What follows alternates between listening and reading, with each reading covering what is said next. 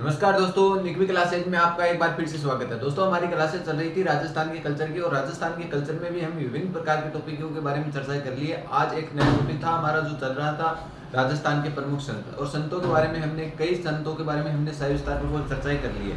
आज का हमारा टॉपिक है, किस टॉपिक के बारे में बात करेंगे, संत माओजी के बारे में बात करेंगे कि संत माओजी का जन्म कहाँ हुआ, किस संप्रदाय की इन्होंने स्थापना की थी, इन्होंने कौन सा ग्रंथ लिखा था, इनके बारे में सही विस्तारपूर्वक क्या करेंगे, हम चर्चा करेंगे।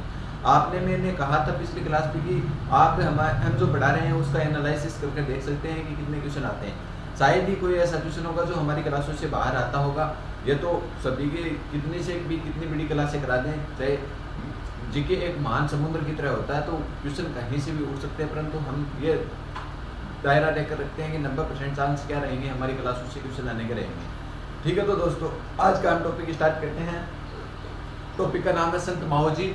संत माओजी के बारे में हम चर्चा करेंगे कि संत माओजी का जन्म कहाँ हुआ। पहले तो हम किसी भी संत के बारे में पढ़ते हैं तो उनका जन्म कहाँ हुआ, उसके पिता का क्या नाम था, उनकी माता का क्या नाम था, उसके बाद में उन्होंने कौन सा संप्रदाय चलाया था। इसके बाद में हम चर्चा करते हैं कि उन्होंने कौन कौन से ग्रंथ लिखे थे और कौन से कार्य उन्होंने करवाए थे, उनके बारे में चर्चा करते हैं। तो संत माओजी का जन्म 1714 ईस्वी में सबला गांव कहाँ पड़ता है, डूंगरपुर में होता है। तो जन्म की बात करें, जन्म कब होता है, 1714 ईस्वी में। 1714 ईस्वी में सबला गांव, और सबला गांव कहाँ पड़ता है, सबला गांव आपसे पूछ लिया जाए तो डूंगरपुर में पड़ता है। डूंगरपुर में क्या होता है, संत माओजी का क्या होता है, जन्म होता है। ठीक है दोस्तों, इसके बाद में बात करते हैं कि इनके पिता का क्या नाम था। तो दाल रुमसी क्या थे, इनके पिता थे। पिता आपसे पूछ लिया जाए पिता का क्या नाम था, तो पिता का नाम था दाल रुमसी। दाल रुमसी जी क्या हैं, इनके पिता हैं। ठीक है दोस्तों, इसके बाद में हम बात करते हैं कि इनकी माता का क्या नाम था। तो इनकी माता का नाम था केसरबाई। तो माता का नाम आपसे पूछ लिया जाए कि माता का क्या नाम था, तो माता का नाम है केसरबाई। क्या नाम है, केसरबाई। केसरबाई इनकी माता का नाम है। ठीक है दोस्तों, इसके बाद में हम बात करते हैं कि संत माओजी को किसका अवतार माना जाता है। तो संत माओजी को कल्कि का अवतार माना जाता है। आपसे पूछ लिया जाए अवतार, संत माओजी को किसका अवतार माना जाता है, तो संत माओजी को कल्कि का अवतार माना जाता है। कल्कि का अवतार, कल्कि का अवतार किसने माना जाता है, संत माओजी को कल्कि का क्या माना जाता है, अवतार माना जाता है। बात करते हैं इनका उपदेश या ग्रंथ कौन सा है। संत माओजी का क्या उपदेश नहीं लिखकर क्या आ सकता है, उपदेश या क्या ग्रंथ, या इनका ग्रंथ कौन सा है। तो इसका उपदेश व ग्रंथ कौन सा है आपसे पूछ लिया जाए तो चोपड़ा है। और कौन सी भाषा में है, भाषा भी आपसे पूछी जा सकती है, तो बागड़ी क्या है, भाषा है। तो चोपड़ा इनका क्या है, ग्रंथ है। कौन सा, चोपड़ा इनका ग्रंथ है। बात करते हैं भाषा, इस ग्रंथ की भाषा की बात करें कि भाषा कौन सी है, तो वागड़ी क्या है, भाषा है वागड़ी तो शेखावाटी क्षेत्र में बोली जाती है। और वागड़ी कहाँ बोली जाती है, डूंगरपुर बांसवाड़ा के क्षेत्र में ये प्रमुख बोली बोली जाती है। ठीक है दोस्तों, इसके बाद में आगे बात करते हैं इन्होंने कौन सा संप्रदाय चलाया। संप्रदाय के बारे में बात करते हैं दोस्तों, आगे बात करते हैं संत माओजी ने कौन सा संप्रदाय चलाया था। संप्रदाय आपसे पूछा जाए कि संप्रदाय कौन सा चलाया, संप्रदाय कौन सा चलाया आपसे पूछ लिया जाए संत माओजी ने कौन सा संप्रदाय चलाया था। तो निष्कलंकी क्या चलाया था, संप्रदाय चलाया था। निष्कलंकी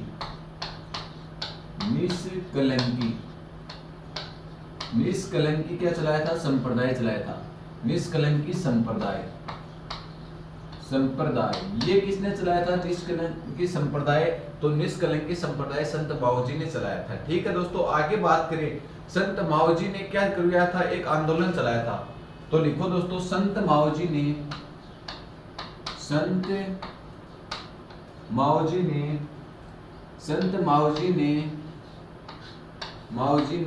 लसाड़िया आंदोलन चलाया। लसाड़िया आंदोलन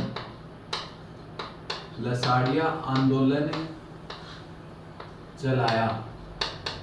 तो संत माऊजी ने कौन सा आंदोलन चलाया आपसे पूछ लिया जाए, संत माऊजी ने लसाड़िया आंदोलन चलाया। ठीक है दोस्तों, लसाड़िया आंदोलन कहां से चलाया आपसे पूछ लिया जाए तो बणेश्वर धाम, बणेश्वर धाम के क्या माने जाते हैं, ये संस्थापक माने जाते हैं। तो लिखो दोस्तों, बणेश्वर धाम से आंदोलन चलाया, बणेश्वर धाम के संस्थापक माने जाते हैं। क्या माने जाते हैं, संस्थापक, संस्थापक माने जाते हैं, माने जाते हैं। तो बणेश्वर धाम, बणेश्वर धाम कहाँ पड़ता आपसे पूछ लिया जाए, ये भी कहाँ पड़ता है, तो डूंगरपुर में पड़ता है। कहाँ पड़ता है, डूंगरपुर में पड़ता है।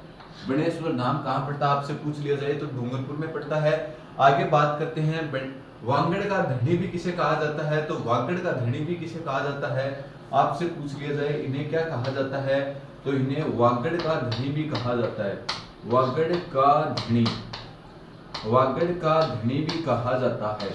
वागड़ का धनी किसे कहा जाता है आपसे पूछ लिया जाए तो संत माऊजी को कहा जाता है। जबकि आप नोट लगा के एक लिख लेना, वागड़ का धनी किसे कहा जाता है, नोट लगा के लिख लेना, नोट लगा के लिख लेना, वागड़ का धनी, वागड़ का धनी।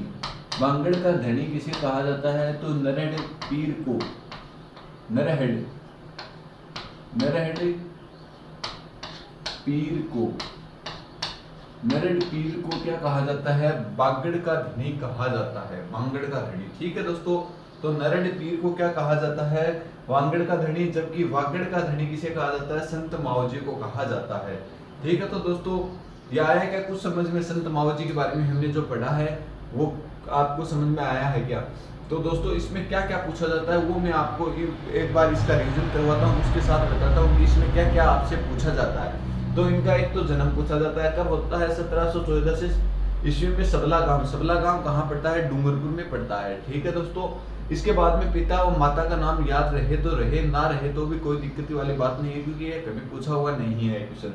तो इसके पिता का नाम है दालरूमसी, दालरूमसी जी क्या है, इनके पिता है। माता का नाम पूछा जाए तो केसरबाई क्या है, इसकी माता है।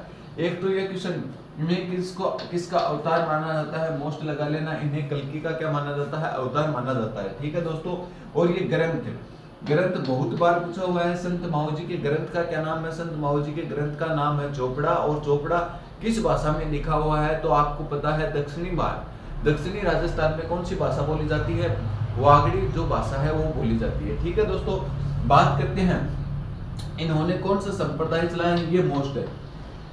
निष्कलंक संप्रदाय की स्थापना किसने की थी, तो संत माऊजी ने की थी। ये कई बार पूछा हुआ क्वेश्चन है। निष्कलंकी संप्रदाय की स्थापना संत माऊजी ने की थी। और एक आंदोलन चलाया था, कौन सा आंदोलन चलाया था, संत माऊजी ने लसाड़िया आंदोलन में भाग लिया था। इसीलिए इसे क्या कहा जाता है, संत माऊजी को बणेश्वर धाम, बणेश्वर धाम का क्या माना जाता है, संस्थापक माना जाता है। बणेश्वर धाम कहाँ पड़ता है, डूंगरपुर में पड़ता है। यहाँ पर माघ शुक्ल, माघ पूर्णिमा को क्या बढ़ता है, बणेश्वर धाम में। देखो दोस्तों, बणेश्वर धाम में, बणेश्वर धाम, बणेश्वर धाम में माघ पूर्णिमा को मेला लगता है, माघ पूर्णिमा को मेला लगता है, पूर्णिमा को मेला लगता है, वो मेला लगता है। ठीक है दोस्तों, क्यों लगता है, यहाँ 3 नदियों का त्रिवेणी संगम स्थित है, सोम, माही, जाखम। त्रिवेणी संगम कौन सी नदियों का है, सोम, माही और कौन सी नदी, जाखम नदी। सोम, माही, जाखम, सोम, माही, जाखम नदी का क्या है, यहीं पे त्रिवेणी संगम स्थित है। कौन से स्थान पे, बणेश्वर धाम। और इसी त्रिवेणी संगम पर सोम, माही, जाखम का जहाँ त्रिवेणी संगम है वहां क्या लगता है, माघ पूर्णिमा को मेला लगता है। दोस्तों संत माऊजी का मेला नहीं लगता, वहीं पे बणेश्वर धाम का मेला लगता है। और इन्हें क्या माना जाता है, वागड़ का क्या माना जाता है, या बणेश्वर धाम का संस्थापक माना जाता है। इन्हीं क्या कहते हैं, वागड़ का धनी भी कहते हैं। ये क्वेश्चन कई बार क्वेश्चन पूछा हुआ है, क्योंकि इन दोनों क्वेश्चनों में क्या होता है, कंफ्यूजन होता है। एक तो ये पूछा जाता है कि वागड़ का धनी किसे कहा जाता है, तो वागड़ का धनी तो नरहड़ पीर को कहा जाता है। जबकि वागड़ का धनी किसे कहा जाता है, तो संत माऊजी को वागड़ का धनी कहा जाता है। ठीक है दोस्तों, एक बार आप इसका स्क्रीनशॉट ले, फिर हम और जो बचे हुए संत हैं उनके बारे में और आगे इसी प्रकार से चर्चाएं करते रहेंगे। तो एक बार आप इसका स्क्रीनशॉट लें और यदि चैनल पे नए हो तो ज्यादा से ज्यादा मित्रों को शेयर करो और आप भी इसे सब्सक्राइब करो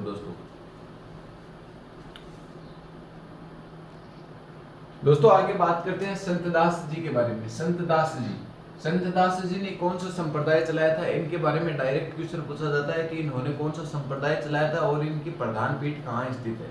तो इन्होंने कौन सा संप्रदाय चलाया था, इनके बारे में चर्चा करते हैं। किसके बारे में? संतदास जी के बारे में। संतदास जी ने कौन सा संप्रदाय चलाया था, तो संप्रदाय कौन सा चलाया, आपसे पूछ लिया जाए संप्रदाय कौन सा संप्रदाय चलाया था, इन्हें गुद्दड़ संप्रदाय चलाया था। गुद्दड़ संप्रदाय चलाया। गुद्दड़ संप्रदाय किसने चलाया था? संतदास जी ने चलाया था। बात करते हैं इसकी प्रमुख पीठ कहाँ स्थित है।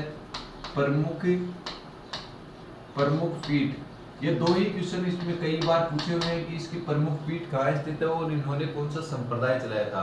तो इन्होंने कौन सा संप्रदाय चलाया था? गुद्दड़ तो संप्रदाय चलाया था। और इसकी प्रमुख पीठ कहाँ है? दातावाड़ा।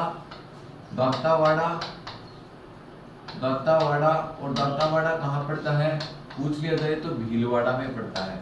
कहाँ पड़ता है? भीलवाड़ा में पड़ता है। दातावाड़ या भीलवाड़ा में, दातावाड़ा या भीलवाड़ा में क्या पड़ती है? इनकी प्रधान पीठ पड़ती है। इससे आगे के बारे में बात करते हैं। अगले संत के बारे में। कौन सा संत? संत प्राणनाथ जी। संत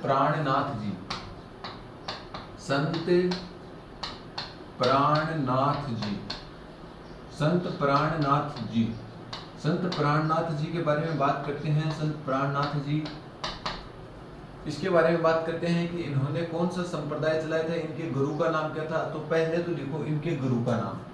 गुरु कौन था? गुरु नित्यानंद। गुरु कौन था? इन प्राणनाथ जी के गुरु का नाम है नित्यानंद। क्या नाम है?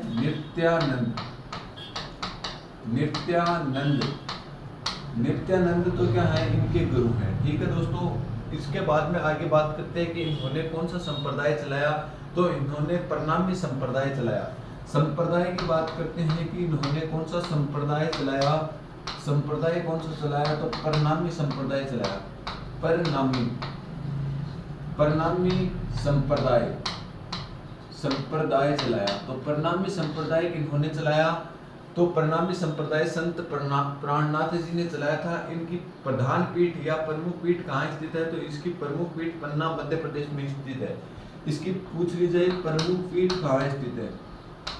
प्रमुख पीठ आपसे पूछ ली जाए प्रमुख पीठ कहाँ स्थित है, तो पन्ना कहाँ पड़ता है? मध्य प्रदेश में।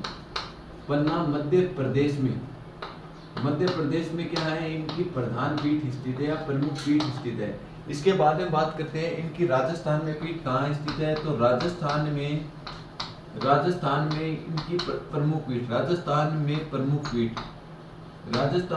पीठ इनकी कहाँ स्थित है? प्रमुख पीठ, तो राजस्थान में इनकी प्रमुख पीठ जयपुर में स्थित है। कहाँ स्थित है दोस्तों? जयपुर में स्थित है। प्राणनाथ जी के गुरु का नाम है नित्यानंद और इनके कौन सा संप्रदाय चलाया था? तो प्रणामी संप्रदाय चलाया था। प्रमुख पीठ तो पन्ना मध्य प्रदेश में स्थित है। इसके बाद में बात की थी कि इसकी राजस्थान में प्रमुख पीठ कहाँ स्थित है। तो राजस्थान में इसकी प्रमुख पीठ कहाँ स्थित है? जयपुर में स्थित है। इसके बाद में बात करते हैं अगले संत के बारे में कि अगला कौन सा संत है। अगले संत के बारे में बात करते हैं। संत आचार्य तुलसी जी के बारे में बात करते हैं। कौन से संत? संत आचार्य तुलसी। संत आचार्य तुलसी जी के बारे में बात करते हैं। तुलसी जी, संत आचार्य तुलसी जी के बारे में बात करते हैं कि ये कहाँ से संत थे।